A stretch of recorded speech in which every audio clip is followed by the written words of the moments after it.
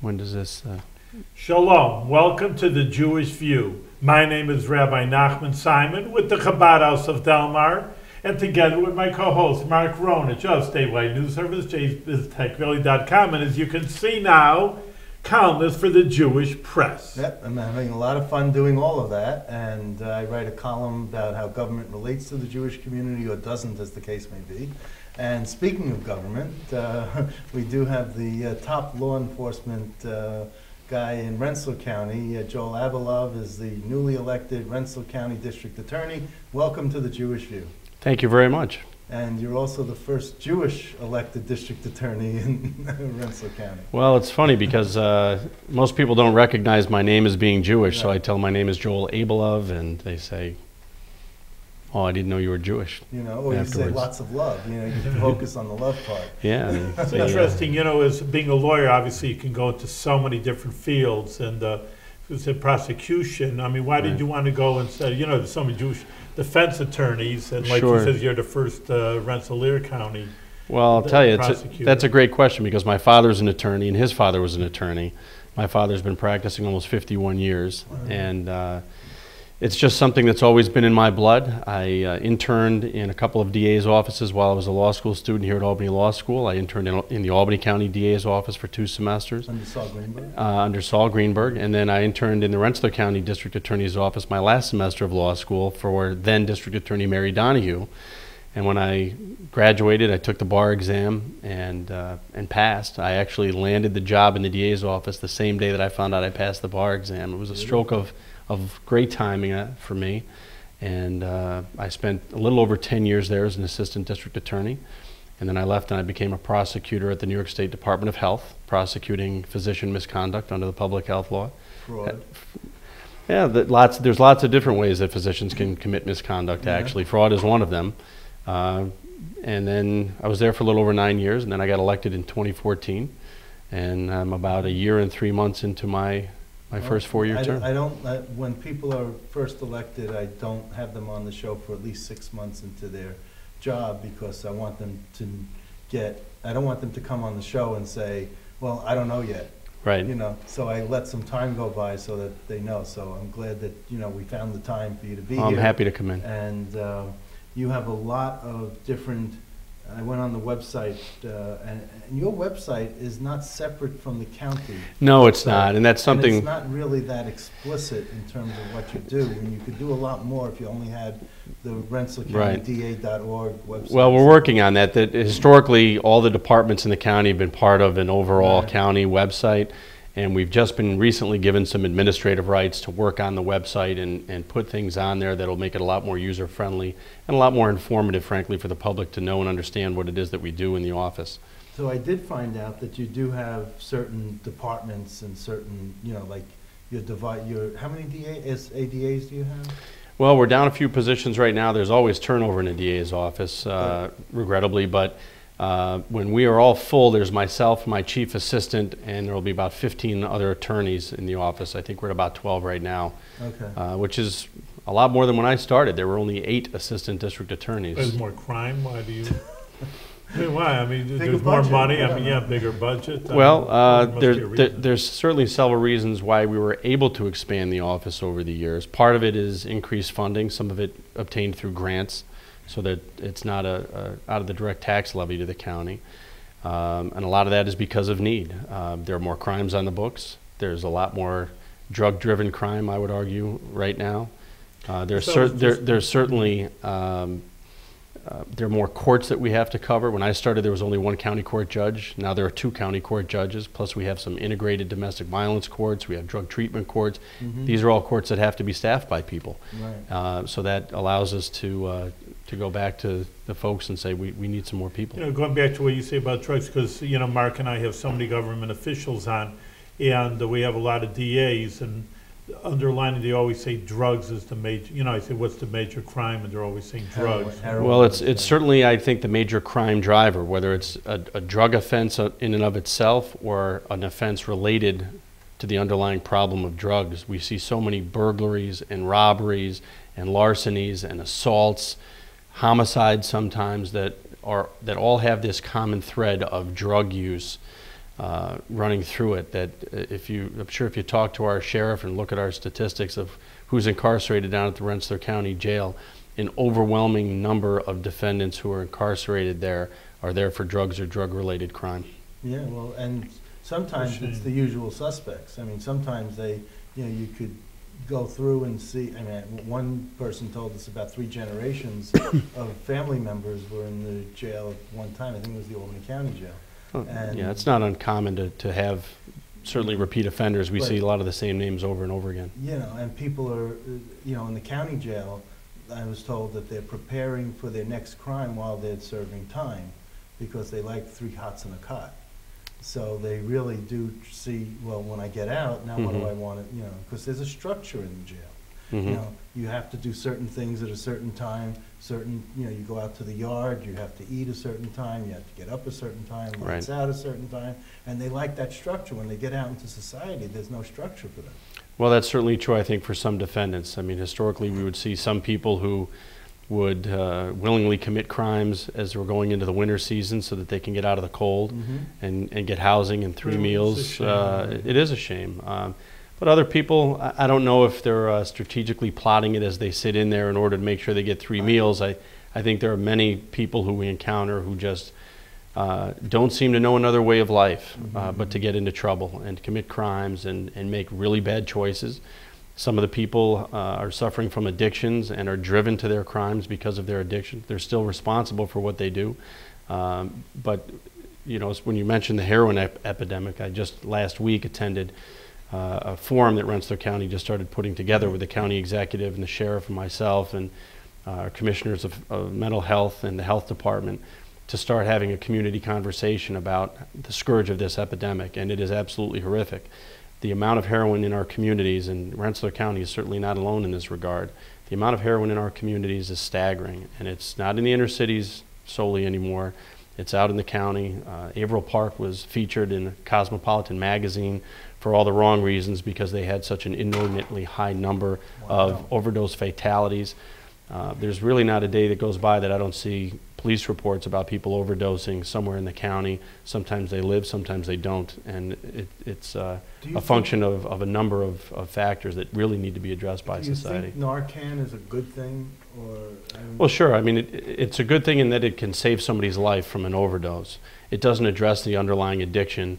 It doesn't help get somebody off of a drug. It's a life-saving measure that is critical and has saved a number of lives. Unfortunately, a lot of those people who are addicts go right back to using it after their life has been saved, and some of them may overdose again. We had someone on the show who said that Narcan is really something that they don't like because it sort of perpetuates someone's life when they really want to die. Then it just kind of perpetuates their life, and they're more of a burden on society and social services. And and that was a hard. I'm not sure I agree with that. I don't know that there are heroin addicts who are taking the drug because they're trying to commit suicide. I think they may inadvertently overdose on it because you don't always know the quality of what you're getting on the street. There's a variety of reasons why something that you're taking willingly can result in an unintended overdose. I don't know that it means that the person's trying to end their life.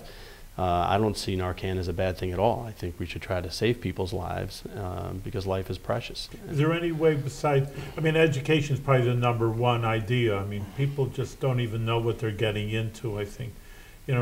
Kids saying, oh, it's cute, Absolutely. It's nice, or something like that. Right. But, and you're not the sheriff, you're not, once you see them prosecute, is there any way to stop the influx of this heroin? I know that's not your job. Well, the influx is another story. Certainly there's a demand that's created which perpetuates the volume that comes in. But from what I know from the sources I speak with in law enforcement, at conferences that I attend, the bulk of the heroin that comes in to this country right now is coming through Mexico. It used to come in more from Afghanistan, but it's farther, and economics plays into it. If you have to ship something farther, it costs more, and you can ship it a shorter distance from Mexico and make more money. Well, now that they got El Chapo, maybe there won't be as much of a... Well, probably wishful thinking. There's a tremendous amount of heroin that's coming in, and the purity of this heroin is greater than it has been in the past, and it's coming in such volume that it's market economics. It's cheaper and it's more potent, which results in greater number of people being addicted and overdoses. It's potent because they want people to get addicted? Is there a nefarious idea behind that? I think perhaps just the quality of what they're growing and manufacturing is a higher potency and purity level, if you will. What's it made from, heroin? It's made from poppy seeds. It's the opium, right. So I served in Afghanistan. That certainly was an issue overseas and continues to be with the poppy fields that are in Afghanistan. But that's not the only place it's grown. And you can go to Mexico, and they're manufacturing so much of this heroin, and they're just flooding it across our southern border, which unfortunately, as everybody knows from the news, is incredibly porous. And it's when you're talking that kind of money, people are going to find a way to try to get it in the country. I heard that they put up 4,000 cameras. They used to have 10 cameras. Now they got like 4,000 cameras along the border. But Donald Trump wants to build this wall and have Mexico pay for it. So do you see any of those as a good solution, whether it's cameras or a wall? Well, absolutely. I think it's a combination of things. Israel built a wall, and it seems to be working pretty well. I don't see why we can't build a wall or fencing or what have you. It's already, people are talking about this like it's an idea that he came up with, Donald Trump. The wall has already been passed into law in this country. Right. Congress just hasn't funded it and built it. But it has already been voted on by the people in this country, and it's just a matter of getting it built and funding it. And certainly that's one measure to be able to slow down or stop the influx of not only illegal drugs, but illegal aliens, criminals coming across the border, terrorists coming across the border. Absolutely. So what about other crimes? What about legalizing marijuana? That's always a big issue. And, you know, my congregation is more traditional, to say the least. But in that sense, they're very liberal and, oh, yes, we'll make so much money, $1 billion will come in if you, you know, you like that, the prohibition with the alcohol, you couldn't stop it, you might as well make money on it from taxes. I mean, I'm just totally against it because, I mean, I say I have 10 jobs and one is, you know, visiting people in the prison. So, you know, my heart breaks for these people. And, you know, like I say, they can't help themselves. It's terrible. But, you know, so I see maybe the downside. People say, oh, it's marijuana. They're having a lot of fun. And I see what it does eventually to people. Right. But so recreational use of marijuana, what's your view on that? I'm not for recreational use of marijuana. I don't think it's a good thing. I don't think it's a harmless drug at all. I think it is addictive. I think it's definitely a gateway for some people. I think the scientific evidence is there as to the long-term effects it has on the human body and the brain. And I look at it like this. If I wouldn't give it to my kids, if I wouldn't approve of my kids using this, why should I approve of anybody else using it? I think it's harmful. I think it's dangerous. And medical marijuana, that's controlled? It is. That's something that just started in New York State, and it's not in a form that can be smoked. It's very well controlled, and the criteria for qualifying to get medical marijuana is pretty stringent. What was set up and what was passed into law, you think was all good? Well, I think the process that they put into place and the structures to be able to ensure that people aren't getting it under false pretenses unnecessarily is absolutely a good thing. How many bureaus or units do you have within your office, and did you change anything from your predecessor? Well, it's funny because when I first started there, we didn't have bureaus per se, and then I remember when they got instituted, as we got more people, I mean, at some point it's tough to have a bureau of 1 or 2 people. When you get to a relatively small office, bureaus become, having a bureau becomes a relative term. Well, like I'm the Capitol Bureau Chief for the Jewish Press, but I'm a Bureau Chief of 1, so I understand this could be... Well, we have one person who handles our appeals. We have a drug unit, felony DWI unit.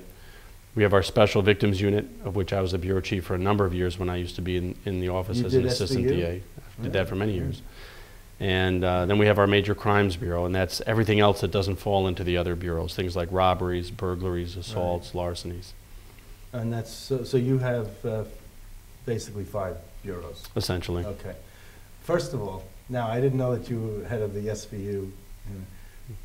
I asked this of your counterpart in Brooklyn. I went to, the Brooklyn DA takes his staff around to different neighborhoods in Brooklyn and showcases them, and believe me, it's a long line of bureau chiefs sitting at a table. Yeah.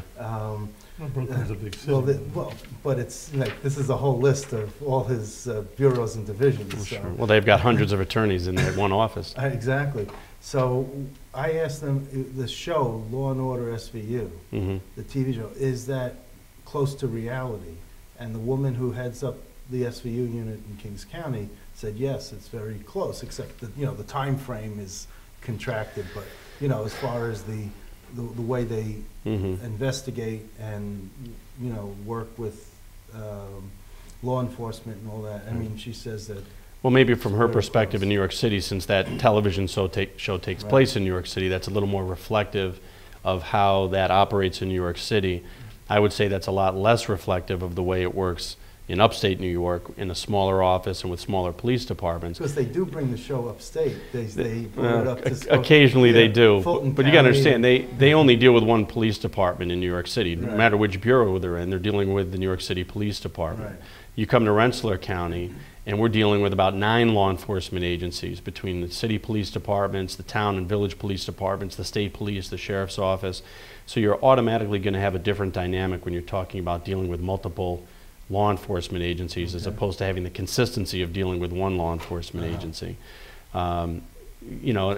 Aside from that, the expectations I think that the television shows in that vein tend to create for people in society are wholly unrealistic. Not only because of the time frames involved, Yeah. the compressed time frames that television necessitates, Right. but also the nature of evidence that they seem to always be able to get on television, which doesn't exist in real life, or certainly takes a lot longer to try to process evidence. Right. And we can laugh about those differences, but they have very real consequences when we pick juries and we have people come in to listen to cases, because a lot of their expectations are based upon what they see on television. And I've talked to many jurors who say, well, aren't you able to test for this, or how come you can't find out that?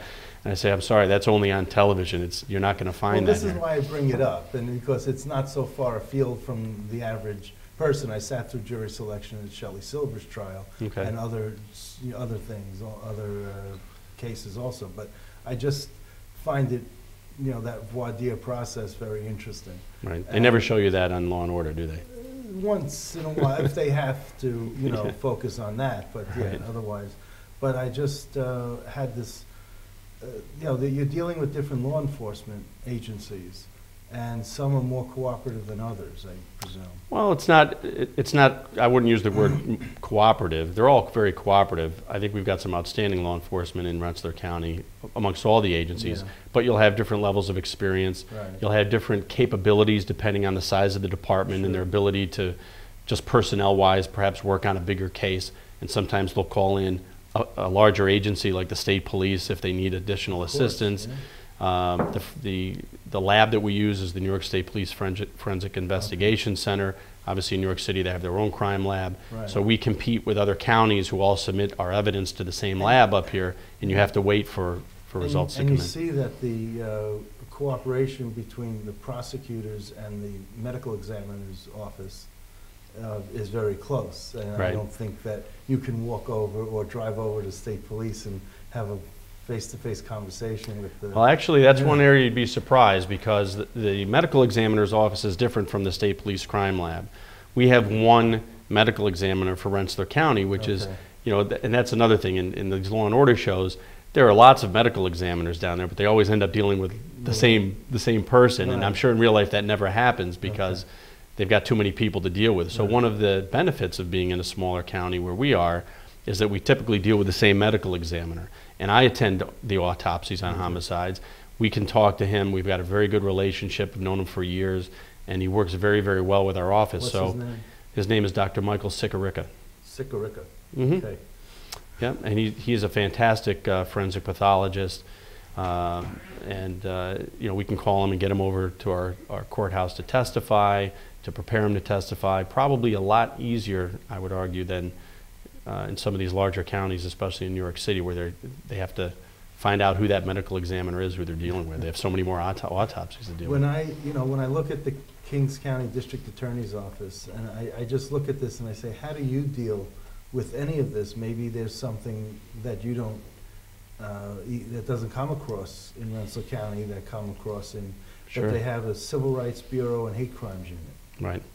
You know, Conviction Review Unit, Crime Strategies Unit. Brooklyn is an incredible city. But- It but- would be a major city. But I'm in just its own wondering way. which ones of these don't pertain to Rensselaer County. I mean, you would look at some of these bureaus and you would say, I'm going to ask every DA this, you know, as not the only one. Elder Abuse Unit. I'm sure there's elder abuse in Rensselaer County. It's just not Kings County. Forensic Science Unit. You got the Special Victims Unit. Human Trafficking Unit. I mean, you have human trafficking, or it's not? We've had one or two issue? cases, and what That's we it. typically do, we'll fold a lot of those areas into maybe a special victims unit if we have an elder abuse case. So that would be handled by our SVU. Okay. You know, and the other thing is, I could create all the units in the world if I had the resources. Right. If somebody wants to give me 400 attorneys like they have down in Yeah. just one of these counties, And I'm not meaning for that- you to sound, you know. No, any I'm way, just but saying I'm just looking, I just wanted to know, like you just said, elder abuse unit would Sure. go into SVU. correct. So you have a way of contracting. Absolutely. this- We handle those that's all. cases when they come in, and we just have the attorneys who are in the office do it, whether you call it an elder abuse unit or your Right. special victims unit. Even if you had no units and you just had ADAs handling various cases, the cases Yeah. are going to get handled. It just, you know, the names of units are just a means of organizing within your office. That's right. That's why That's I all. wasn't sure. Now, from your predecessor, you know, I forgot, who was your predecessor? Well, my immediate Yeah, predecessor immediate. was Arthur Glass. He was the acting district Oh. attorney in 2014. He took over when Richard McNally Okay. left and became a Supreme Court Okay, justice. so under McNally's DA's office, how did you change things from the way he did business? There are a lot of changes that have been made since we came in. I would argue that there, and I'm not trying to disparage any previous district attorney, but It's an objective statement. I'm just sure. asking, you know, without having to get into subtext, you know. no, I think we take a lot closer look at a lot of cases. I think we do a lot more analysis of these cases and take a stronger position with respect to some offers that we make. We've instituted some guidelines for misdemeanor DWIs to gain some consistency throughout the county and the different courts. I mentioned we've got all these local courts that we have to staff. There are 18 city, town, and village courts in Rensselaer County that are just for the misdemeanor and below level offenses. There's a lot of physical, structural things we've done in the office that's what I was wondering. as well. We must have cleaned out 50 boxes worth of junk paper that had been lying around for years in the office. We got a new backup server that was needed. We put an air conditioner in that room to keep it from failing again. I mean, there's just lots of little things structurally to shore up the office and to try to make it a much more professional place to work and get the job done. Well, you've been praised consistently over the short time that you've been district attorney about how professional your office is. Well, thank you. I appreciate And hearing I've that. heard that throughout the Capital District, so Thank you. I just thought I'd mention that to Well, you. I appreciate that, and if that's the perception people have, I'm glad. But it's really the due. reality also. It's not perception. Well, I like to think it's the reality. Yeah. We believe it is from our standpoint. I hope that's the perception that people get because we certainly try to project that professionalism, and it's only because the staff is doing such a wonderful job. How much do you have to be out front on these cases as opposed to letting your ADAs be out front? You as the elected official, Right. you have to show the voters certain things, and you have to be, Sure. you know, out there. So, you know, I ask this of every district attorney because I never know when their chief assistant, you know, makes a statement in front of the cameras, or the DA, the elected official, makes the statement. Right. You know, how do you handle? I generally handle all the media. That's why I'm on your show. I was Well, on the wouldn't radio want show anyone last else. week. I'd say I have absolutely no problem answering questions. We've had press conferences with the law enforcement Right. But when agencies. there's a case, and after the case is resolved, Right. you come before the cameras. Right. I'm the one generally who does that in my office, not the ADAs. And that's a policy. That's a firm policy. Well, pretty much. I mean, every press release that goes out, I make sure the assistant DA's name is on that, who handled the case. Very often the press doesn't give them the credit and put their name in there. I wish they would, because I remember when I was an assistant DA working very hard on all these cases and toiling on them, that having that recognition publicly is nice for them because they put so much work into it. I always make sure that I mention who it is who worked on the case, as well as the law enforcement, because they're the ones doing all the grunt work on it. Well, even the Attorney General, I mean, he lists all the, everyone in the effort at the bottom paragraph. Right. Oh, also, in this case is that, Right. you know. I mean, my job is to give my staff the resources, the structure, the Right. guidance, and the vision, the tools to get the job done, and they're the ones who have to go and execute that mission. I am handling a number of cases personally. There's some high-profile homicides that I've taken on, but So you do get- the bulk of the work is certainly done by the staff. But you do get into the courtroom, you're not. I do. Okay. I Now, do. what about this issue of raise the age? Could Well, you tell me what your feelings are? And Sure. maybe what your view of that issue is? Absolutely. As you may know, the governor had raised that issue last year for the first time, and it did not make it into law. This year he put it into his budget. We're anxiously awaiting the budget release No, shortly. just tell us I what don't think that's going to be in there this year. But this is an issue that the DA's Association of the State of New York, of which obviously I'm a member, we've debated this very, very strenuously.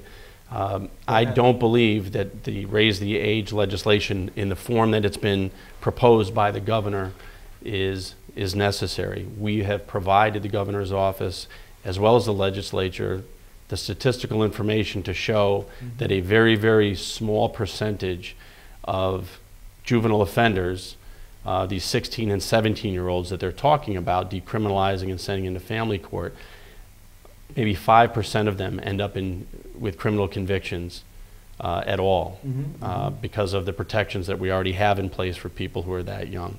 So if there's a perception out there among some people that, and this has sort of been the impetus for this raise the age legislation to be proposed, if people think, well, 16 and 17-year-olds are getting these criminal histories and they're going to jail in great numbers, it's just simply not true. The DA's Association has proposed its own legislation to try to help the legislature and the governor accomplish what it is that they're saying they're seeking. Who's carrying the without DA's doing that. Association bill? I don't think that anybody is carrying the bill. It's just something that we've offered As an alternative? as an alternative. I don't believe And anybody's so taking it up. I didn't know, I thought the DA's Association didn't take a position on the governor's plan.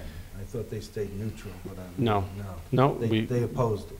we opposed it in its current form, Right. and proposed an alternative that we think is a better working model to achieve what it is that everybody wants to address without a lot of the potential downsides, because there's so many orders of effects to budgetary-wise, structural-wise, accountability-wise, that we don't think that the bill in its current form is So going to. in a brief time, can you explain the DA's position, what that bill? It's actually very complicated and Yeah. involved, so in a brief time, I probably Okay. wouldn't be able to. What would be the highlight of the difference between what the DA say and what the governor says that you might want to point out? Sure. Well, one of the main tenets that the governor's bill has in it has to do with automatically taking certain categories of offenses for those 16 and 17-year-olds and having them diverted to family court, or having a probation officer make an initial analysis as to whether or not the case should go to family court or not even go there at all, without the ability of the elected district attorney to weigh in on that matter and influence the decision as to whether it should be prosecuted criminally in adult criminal courts. In New York State, when you turn 16, you become an adult in the criminal justice system. So that's a big difference that we think is something that should be addressed, because you've got potentially some serious crimes that could never see the inside of a criminal courtroom that should. You know, with 1 minute to go, I know we're almost out of time, but something Yeah. that you're volunteer with, Mr. Abelove, is which was our mutual friend who passed away, Richard Hamel, and Yes. I'd like you to talk about it, just to shout out to tell, Sure. the people that, like you say, we want to know what about the DA's office, but there's Right. some very worthy organizations out there. Absolutely. Well, for years I've been involved with the Start Children's Center, and it's the Sexual Trauma and Abuse Recovery Team in Rensselaer County. I started working with them when I started interning in the DA's office there in the fall of 1994. They're a tremendous organization. They work with children who've been physically and or sexually abused, as well as their non-offending family members. They provide counseling, referral services. They case conference different cases that are pending, not only in criminal court, but also in family court. And being in the DA's office for years and working those special victims cases, I was very involved with them. When I left the DA's office, I joined their board of directors.